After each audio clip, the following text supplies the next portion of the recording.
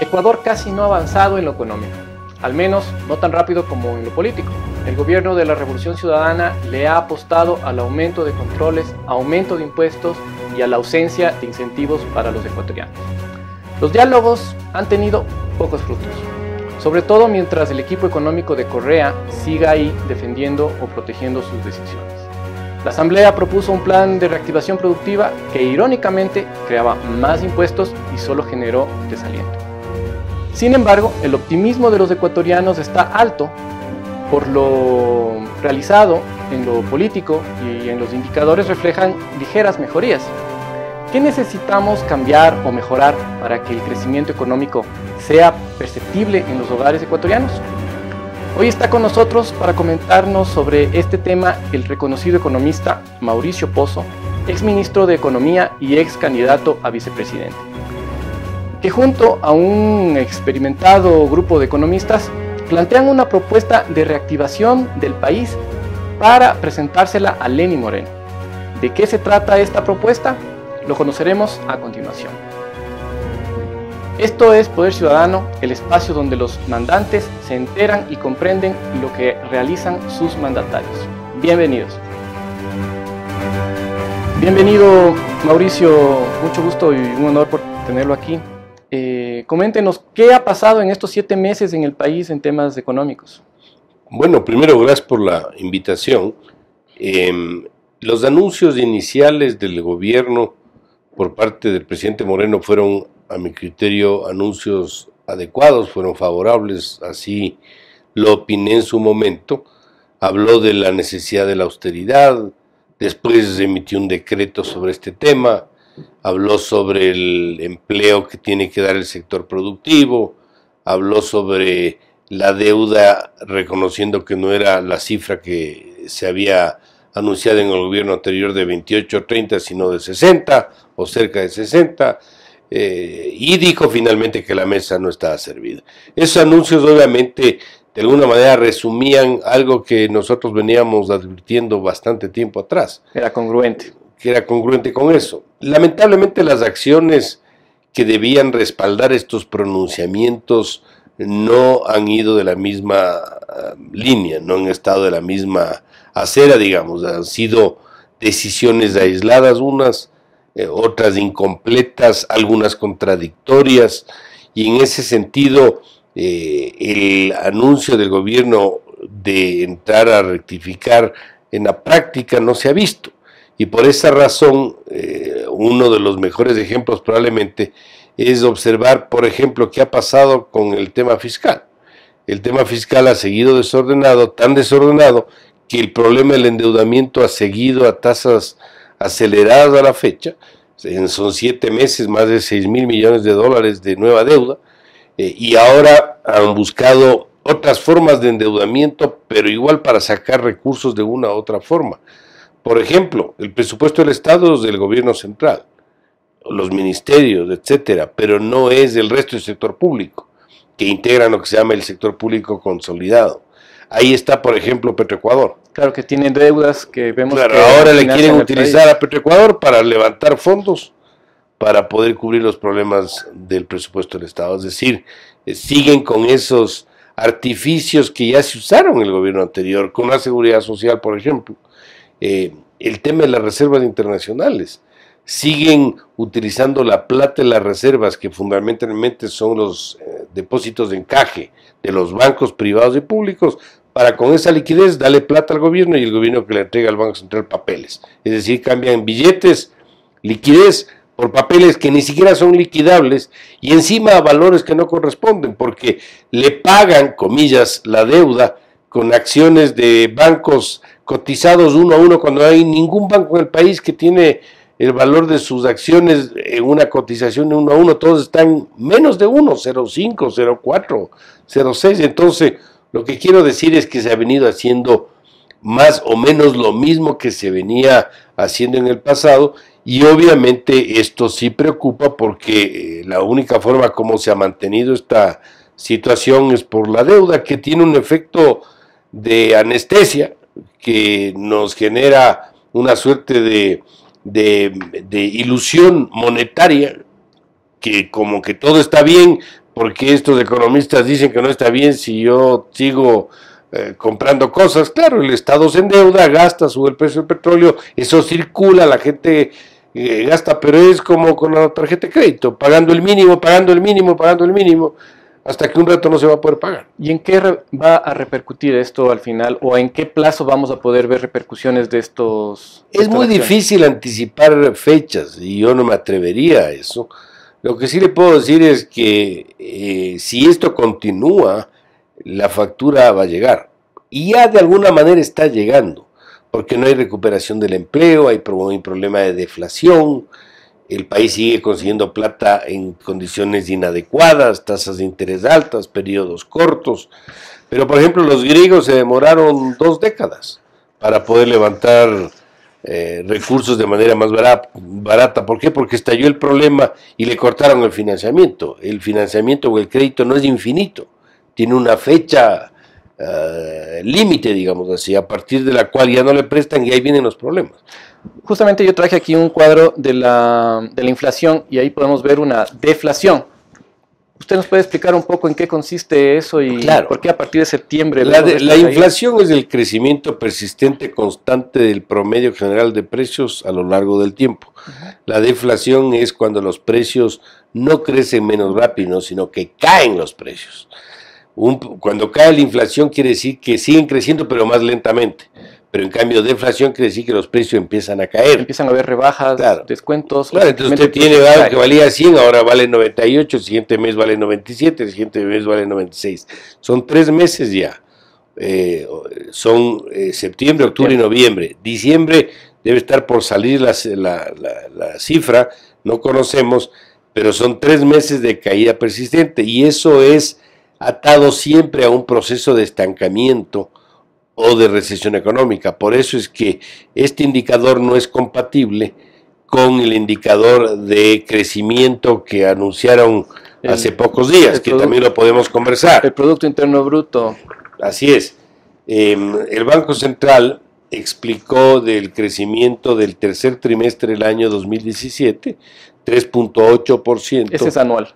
Frente al mismo trimestre del año previo, del año 16.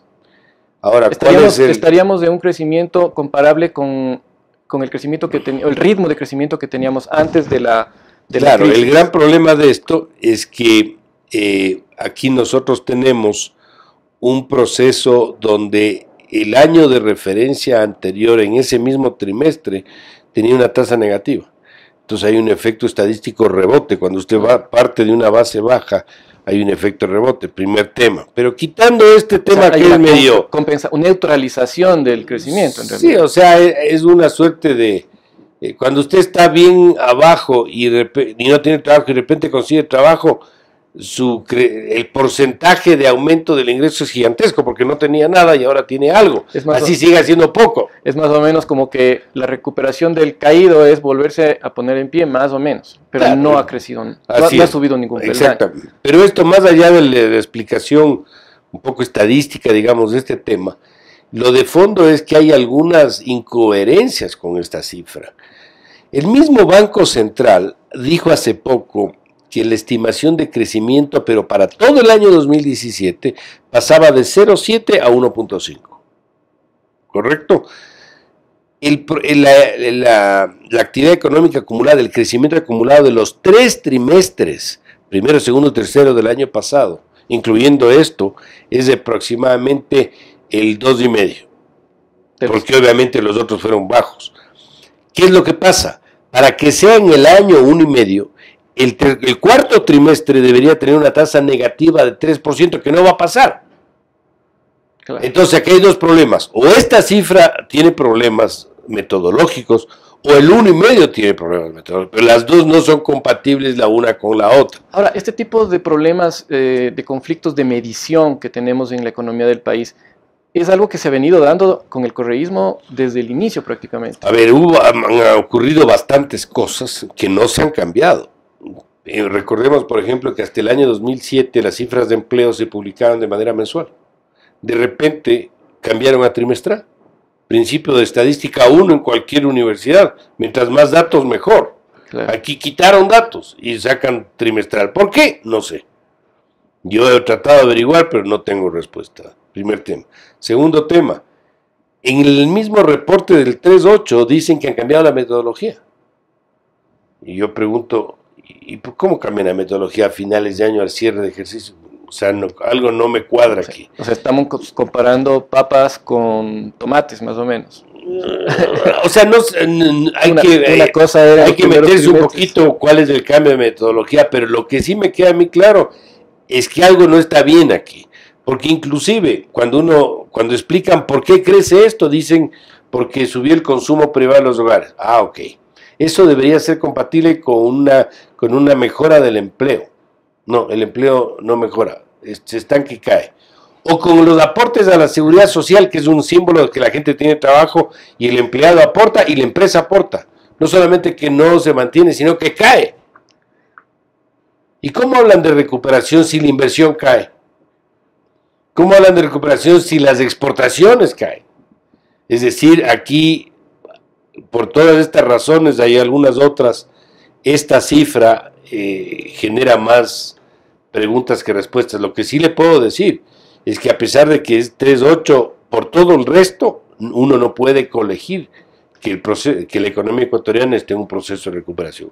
Eso para mí sí es absolutamente claro. Ahora, para poder mejorar esto, ¿cuál es la propuesta? ¿En qué consiste? Cuéntenos algo sobre su propuesta. ¿Quiénes la integran y qué proponen? Bueno, con otro exministro, Marco Flores, que estuvo en el gobierno de Fabián Alarcón, ministro de Economía, y obviamente yo estuvimos conversando y vimos la necesidad de buscar un grupo de técnicos que en base a su experiencia, a sus estudios, a su récord académico, den una opinión sobre la situación económica de manera permanente, hagan sugerencias y recomendaciones, y es así pues que se pudo agrupar a algunas personas que han ocupado cargos de decisión en el área económica, exministros de finanzas, expresidentes de Banco Central, exgerentes del Banco Central, académicos también, para en función de eso hacer una suerte de un foro. El nombre, lo más probable es que termine llamándose Foro de Economía y Finanzas Públicas, y este foro hará un seguimiento a la situación. Es un foro cívico, esto no es un partido político, esto no es un grupo de amigos. Ahí habemos personas que inclusive fuimos rivales en ideas durante algún tiempo de distintos gobiernos, y nos hemos juntado porque compartimos principios básicos que son precisamente los que queremos promover para que el presidente de la República, el gobierno, conozca cuál es nuestra lectura de la situación y sea escuchado a nuestra voz para la solución de los problemas que nos aquejan. Es decir, es una especie de comisión anticorrupción, pero en temas económicos. O sea, es una forma no quisiera llamarle comisión. O sea, a veces cuando uno habla de comisión es, como alguien decía, si quieres que no se resuelvan los problemas, crea una comisión. No, la idea es aportar. Aquí nadie está buscando cargos públicos. Aquí la idea es absolutamente patriótico, un tema cívico, de aporte, y ojalá esto le permita al presidente tomar las decisiones que debe tomar. Hasta ahora nosotros vemos que estas no se han adoptado. Como expliqué, vemos un poco lo mismo de lo que se veía en el periodo anterior y los meses siguen pasando. Ahora, ustedes ya se han reunido y ya tienen algún tipo de planteamiento, algún tipo de idea. A ver, nosotros vamos a estar, como dije, de manera permanente, pero vamos a hacer una primera entrega de un documento reducido de unas 4 hojas máximo, que ya está prácticamente listo, donde nosotros hacemos una evaluación de la situación y sugerimos decisiones en distintos ámbitos de la situación económica. Esto va a estar colgado en la hoja web y vamos a entregar en una dirección que vamos a comentar cuál es, y va a entregarse en físico el día de la rueda de prensa, que va a ser el día miércoles 10 de enero a las 10:30 de la mañana. Ojalá nos puedan acompañar. en el Hotel Holiday Inn de la ciudad de Quito, en La Orellana y Reina Victoria. Ahí vamos a explicar el tema un poco más. Ahí se dirán quiénes están en el foro, puedo anticipar algunos nombres de los que recuerdo, y sobre esa base, pues, que conozcan que va a haber esta instancia, que no sé si llamarle foro, coloquio o qué, pero el objetivo, como dije, es una contribución cívica. De contribución cívica. Simplemente para dar nombres, ahí está Alberto Dajic, está Carlos Julio Manuel, está Francisco Suet, en Quito está Abelardo Pachano, está Marco Flores, estoy yo, hay personas que se están vinculando también, entonces es un grupo de cerca de 20 técnicos que precisamente lo que buscamos es contribuir. Creo que tenemos el antecedente como para poder dar una opinión y que ojalá estas opiniones sean escuchadas por parte del gobierno. En concepto, ¿qué es lo que propone entonces?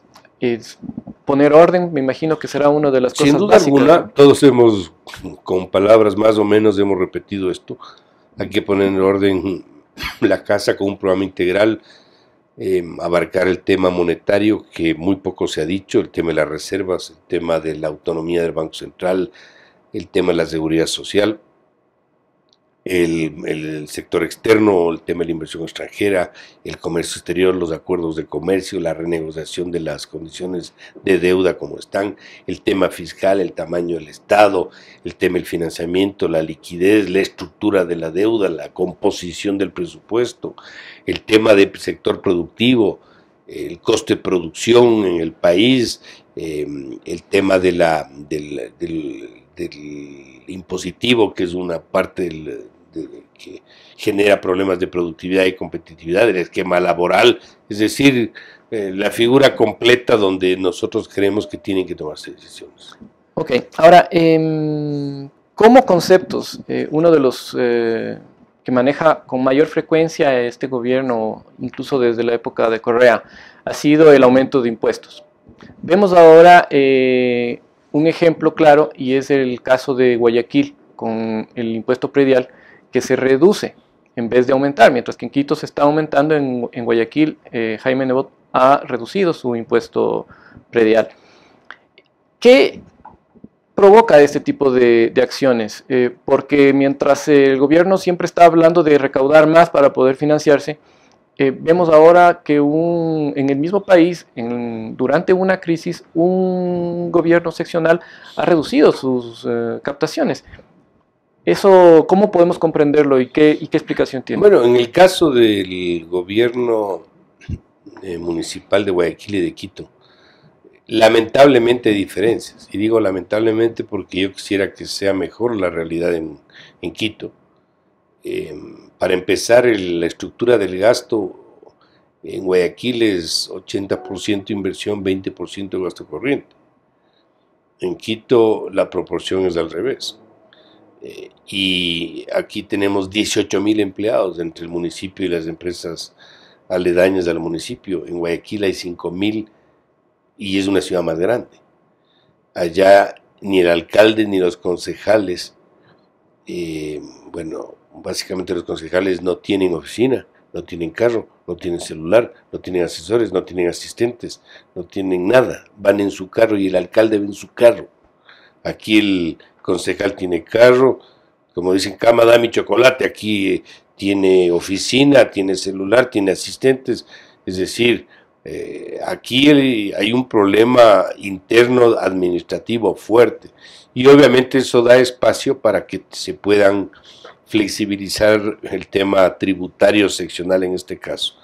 Pero yéndole a nivel nacional, la coyuntura es clara, el país está viviendo un proceso de estancamiento. Pensar en esta coyuntura, aumentar impuestos, es un sinsentido.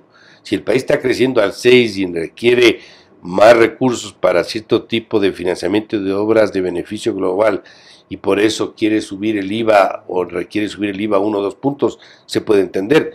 Pero en una coyuntura como la actual es imposible pensar en aumentos impositivos. Es más, hay que pensar en darle oxígeno al sector privado con eliminación de algunos impuestos que no le van a generar tanto problema de ingresos al fisco, pero sí le van a ayudar mucho al sector productivo. el tema de las restricciones de inversión que, por ejemplo, provienen de tener un impuesto a la salida de divisas. Yo no he dicho que quiten los 5 puntos porcentuales de una sola, pero se puede ir quitando 1%, ver cómo reacciona la economía y según eso seguir adelante, pero esas cosas no se están haciendo. O los incentivos con ciertos privilegios para quienes aumentan la cantidad de empleados o los que hacen una determinada inversión en algún tipo de sector, también podrían tener este tipo de beneficios en reducción de impuestos o incentivos de otro tipo. Sí, yo creo que eso puede ayudar, pero yo diría si usted le pone una escala de prioridades, ¿qué es lo que más necesita el sector productivo? Más que bajar impuestos, más que necesita reglas claras. Necesita saber a dónde camina el gobierno, cuál es del norte, si no le van a mover el sistema tributario, si van a respetar los contratos, si va a haber cómo dirimir con el Estado, con un juez insesgado, autónomo y no dependiente del Ejecutivo, es decir, que hay una justicia real e independiente. Esas son las cosas que requiere el sector privado. Los otros son añadidos que ayudan mucho, pero lo de fondo es lo que acabo de citar. Hay un tema que preocupa mucho a la ciudadanía y es el tema del dinero electrónico. Vemos ahora que la banca ha aceptado con cierto agrado el de que ellos sean los administradores de este dinero, pero esta ley podría en cualquier momento revertirse, si es dependiendo de quién la maneja, y podría cambiar todo. Vemos aquí el tema de las captaciones del sistema financiero y vemos que sigue en aumento. Pese a una crisis, el dinero se está acumulando en la banca privada. ¿Y cómo vemos ese tema? ¿Qué expectativas tiene usted sobre el dinero electrónico? A ver, primero el dinero electrónico ha pasado por sus etapas, ¿no? La etapa donde querían que el Banco Central emite dinero electrónico, absolutamente fuera de lugar. El Banco Central no es emisor de nada. Ya dejamos de ser emisores del rato que nos dolarizamos. Lo único que se le permitió en su momento es acuñar moneda fraccionaria, que es esos 25 o 50 centavos para pagar el peaje. No hay otro objetivo que ese. Y en un balance descalzado totalmente, donde los activos no respaldan a los pasivos exigibles, que es lo que está pasando ahora, meterle otro pasivo que es dinero electrónico era un sinsentido. Entonces, hemos pasado de eso al otro lado, donde el sector privado sería el encargado del dinero electrónico. Sin embargo, sigue habiendo la espada de Damocles, como se dice, para que el sector privado financiero se haga cargo de la responsabilidad de la liquidez de la economía. Eso no es responsabilidad del sector privado, es responsabilidad del Estado, a través de un banco central que sí tiene funciones en dolarización. Yo no soy tan liberal como para pensar que hay que eliminar el Banco Central. Yo creo que no, yo creo que sí tiene funciones redimensionadas, sí, pero sí tiene roles. Entonces, digo esto para simplemente ilustrar que el dinero electrónico tiene que ser un instrumento de transacción, como es la tarjeta de débito o de crédito, pero sobre bases voluntarias, sobre bases que el mercado vaya poco a poco aceptando el uso de un instrumento, porque si le quieren hacer, sea por el sector privado o sea por el sector público, obligatorio el uso del dinero electrónico para ciertas transacciones, puede generar más problemas que beneficios, porque la gente va a decir, quieren obligarme, parece, no hay dólares, entonces más bien deme mi plata y yo me libero de cualquier riesgo futuro. Así que en cuanto al dinero electrónico le puedo decir básicamente esos conceptos. Y esta liquidez que está creciendo es producto de la entrada de dólares en buena medida por la deuda. Sube el precio del petróleo, entra más plata, circula, suben los depósitos.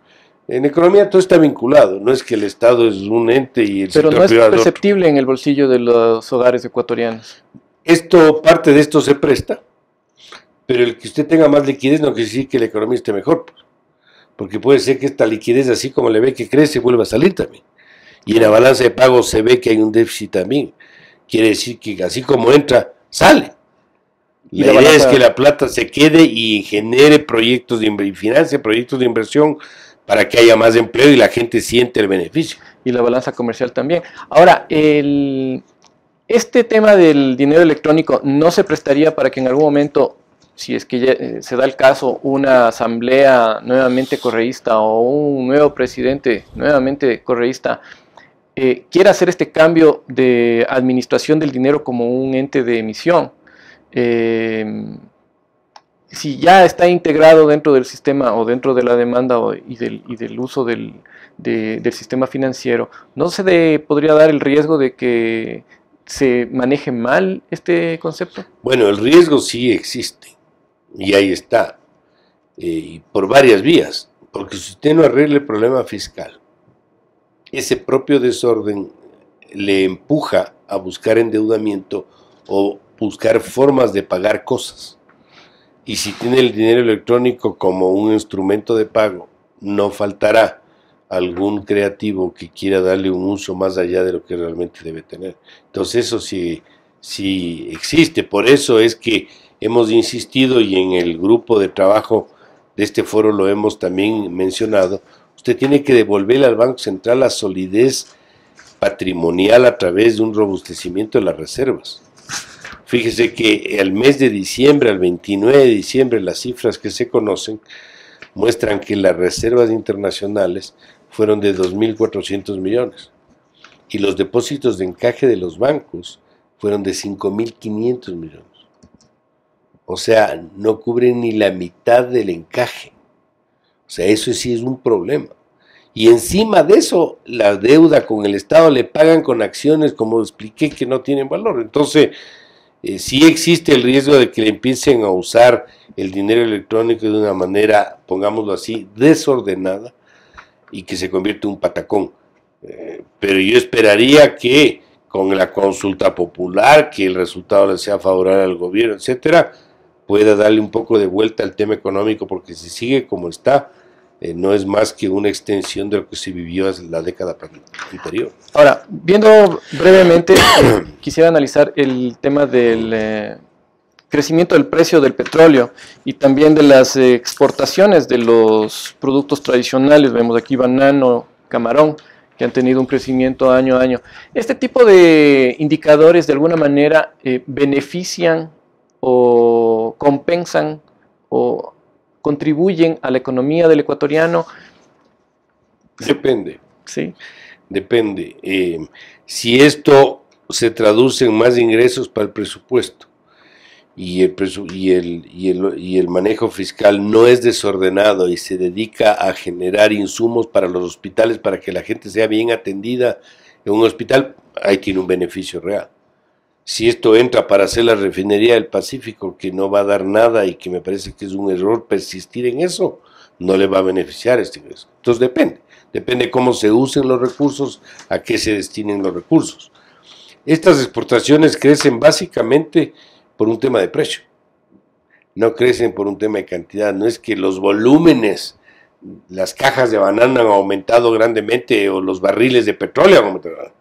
Lo que ha pasado es que el banano o el precio del petróleo ha subido y por eso los valores de exportación han crecido también. Claro que nos beneficia, pero eso no es lo mismo un beneficio en una economía estable, robusta, con inversión extranjera, que en una economía inestable, porque esto entra y así como entra, termina saliendo. O sea, solamente alivia un poco el... En un contexto de buena administración beneficia mucho más que en un contexto de incertidumbre. Bueno, ¿alguna cosa que usted desee agregar sobre esto? ¿Algo que nos pueda dar algún tipo de aliento hacia dónde van sus propuestas? Porque veo que las vamos a escuchar o los vamos a conocer mejor cuando... Sí, pero no es que vamos a descubrir algo nunca visto. O sea, yo le voy a decir, el problema fiscal tiene algunos temas que hay que abordar: el tema presupuestario, el tema de la deuda, el tema del tamaño del Estado. El tema externo tiene que abordarse el tema de la inversión extranjera, los acuerdos de comercio, el tema arancelario, el tema de la reestructura de la deuda externa que no puede seguir en las condiciones, el aval de los multilaterales que va a ayudar para ese propósito. En el tema del sector externo, monetario, fiscal, tiene que acompañarse con cambios en la parte productiva, una legislación laboral mucho más moderna, costos de producción acordes de la capacidad de competir de la economía. Solo le doy un dato: en los últimos 10 años la inflación en el Ecuador acumulada de la década es del 50%. La inflación acumulada en la década en Estados Unidos es del 15%. Entonces, por eso es que este es un país caro. Y es la entre década, otras cosas. Entonces, ahí está la década ganada. Claro, ahí se ganó. Claro, ahora estamos con deflación, pero todos los periodos anteriores, todos los años anteriores acumularon un nivel de inflación que ahora obviamente se vuelve insostenible, y por eso empiezan a manifestarse estos síntomas de deflación. Sí. Hay una inquietud sobre el tema cultural en relación a la economía. Es decir, quien maneja la economía, dependiendo de su entorno cultural o sus conceptos ideológicos en parte, dan ciertas soluciones que son diferentes que unas personas que tienen otro tipo de entornos. Veo en este equipo, este grupo que ustedes han reunido, a muchas personas que han sido probadas en el sector privado y también en el sector público, y que han tenido algunos logros, son personas reconocidas. Cambia mucho el concepto de estas personas con relación a otras que tienen un enfoque más, podríamos decirlo, social, o más hacia revolucionar como el caso del grupo correísta que se encuentra ahora en el equipo económico. ¿Son culturas de trabajo distintas? Bueno, en este grupo está Mauricio Dávalos, que estuvo con el gobierno de Correa, también estuvo en otros gobiernos. Eduardo Valencia, que hemos pensado radicalmente distinto en muchos temas. O sea, sí hay un mix, pero para ir a lo de fondo, ya no hay esto en ninguna parte del mundo. En el Ecuador todavía seguimos con estas ataduras ideológicas de que si es ideológicamente neoliberal o que no lo es. No. Aquí hay dos formas de manejar las cosas, o bien o mal. Hay que ser en esto pragmático y práctico. El país no puede gastar más de lo que recibe. El país tiene que ahorrar si tiene excedentes. El país tiene que tener buenas relaciones y convenios con el resto del mundo. Hay que generar costos de producción adecuados. Las reglas claras son para el tema tributario. Todos esos temas son básicos. Esto no tiene color ideológico. Y sobre esa base hemos compartido esos principios todos. Entonces creemos que hay que pragmatizar a la política económica. Yo le diría, hay que desideologizar a la política económica para que ésta cumpla un rol que debe cumplir como han hecho otros países que están mejor. O transparentar en cierto modo, porque la transparencia es parte del proceso. No tenerlo abierto y transparente. Claro, la transparencia es parte del propio proceso. Hay que generarle confianza a la sociedad, al ciudadano, de la información que emiten las autoridades. Para eso el presidente necesita un equipo económico que le apoye. Esto no es un tema personal, yo no tengo nada que ver ni a favor ni en contra con ningún funcionario del gobierno. Esto es un tema de concepto. Si yo quiero cambiar la conducción económica, no puedo tener a las personas que piensan de otra manera. Y si va la cosa como va, obviamente el fin de esto no va a ser bueno para el país. Hubo el rumor de que a usted le habían ofrecido la cartera de Economía. ¿Fue esto cierto de alguna manera? No hubo absolutamente nada. No he conversado ni una sola vez. Yo lo que hice fue, cuando se acabó la primera vuelta y dije el que resulte ganador de la segunda vuelta electoral, hablo de febrero del año pasado, yo entregaré una propuesta a lo que debería ser el programa económico. Y lo hice, lo cumplí, en mayo del año pasado lo entregué. El presidente, tengo entendido que lo leyó, lo ha tenido en su despacho. Hasta ahora no me ha hecho mucho caso por lo que veo, pero en todo caso hasta ahí ha llegado mi contacto, pero yo no he conversado, no tengo ningún tipo de relación y tampoco he recibido ninguna propuesta. Ok, muchísimas gracias, economista. Ha sido un honor tenerles a ustedes. Yo quiero agradecer a las personas que nos contribuyen con la información que se llena en nuestras redes sociales, ciudadanos voluntarios, y invito a todos para que le den like en la campanita en YouTube y también en Facebook, en Twitter, y a Poder Ciudadano S, para que lo compartan con sus amigos y redes sociales. Muchas gracias y hasta la próxima.